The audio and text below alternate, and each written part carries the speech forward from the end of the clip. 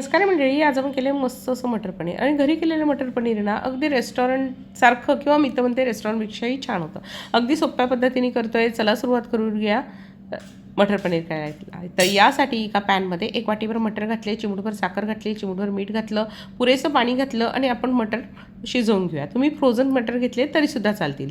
इथे पॅनमध्ये मी थोडंसं तेल घातलेलं आहे आणि त्यामध्ये आपण एक उभा चिरलेला कांदा घातला आहे. कांदा नरम झाला की त्यामध्ये 7-8 लसूण पाकळ्या, अर्धा इंच आलं घालायचं आहे आणि कांदा मस्त लालसर रंग येईपर्यंत परतून घ्यायचा आहे. कांद्याचा हलका लालसर रंग आला की त्यामध्ये टोमॅटो घालायचा. जेवढा कांदा घेतला ना तेवढंच टोमॅटो घालायचा आहे आणि मस्तपैकी टोमॅटो आपल्याला नरम होईपर्यंत परतायचे. टोमॅटो लवकर नरम व्हावे यासाठी त्यावर चिमूटभर साखर घातली आणि चिमूटभर मीठ घातलं. त्याचबरोबर 7 ते 8 काजू घातले. तुम्हाला काजू घालायचे नसतील तर तुम्ही त्याऐवजी डाळसुद्धा घालू शकतात, पण काजू घातल्यामुळे ना अगदी हॉटेलसारखी टेस्ट येते. आता टोमॅटो आपले छान नरम झाले की त्यामध्ये थोड्याशा कोथिंबीरच्या काड्या आणि एखादी हिरवी मिरची घालायची.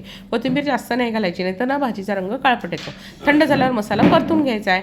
आता इथे मी पनीर घेतलं आहे. पनीर आपण छानपैकी कापून घेतलं आहे. एका पॅनमध्ये पनीर घेतलं आहे आणि त्यावर थोडंसं तेल घातलं आहे. गॅसची पॉवर हाय ठेवायची आणि पनीरला हलकासा बाहेरून रंग बदलेपर्यंत परतून घ्यायचं आहे. छान पनीर परतलं गेलं की ते काढून घ्यायचं आहे. तर बघा आपल्या पनीरला मस्त बाहेरून रंग आला. यामुळे काय होतं, पनीर ना भाजीमध्ये फुटत नाही, अगदी व्यवस्थित राहतं. इथे आपण कढईमध्ये तेल घेतले, तेलामध्ये जिरं घातले. जिरं घातलं की त्यामध्ये तमालपत्र घालायचे आणि त्याचबरोबर घालून घ्यायची दालचिनी. खड्या मसाल्यांमध्ये मी एवढंच घातले. तुम्ही याशिवाय मिरी, चक्रीफूलसुद्धा घालू शकतात. त्यानंतर बारीक चिरलेला कांदा घालायचा. कांद्याचा रंग हलका लालसर झाला की त्यामध्ये 1 चमचाभर किचन किंग मसाला, पाव चमचा हळद, 1 चमचा लाल तिखट आणि अर्धा चमचा आपण घालून घ्यायची कश्मीरी लाल मिरची.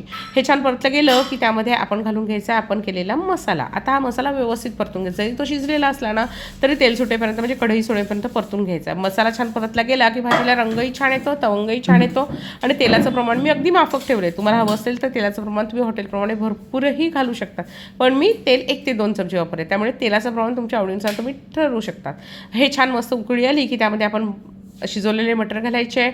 मटर घातल्यावर 1-2 उकळ्या काढायच्या आहे आणि त्यानंतर पनीर घालायचं आहे. पनीर घातल्यानंतर मात्र एखादीच उकळी काढायची, खूप वेळ उकळायचं नाही. पनीर घातल्यावर चवीनुसार मीठ घालायचे. सगळ्यात शेवटी आपण पुन्हा मस्त त्यावर कसुरी मेथी घालायची, बारीक चिरलेली कोथिंबीर घालायची की आपलं मटर पनीर तयार.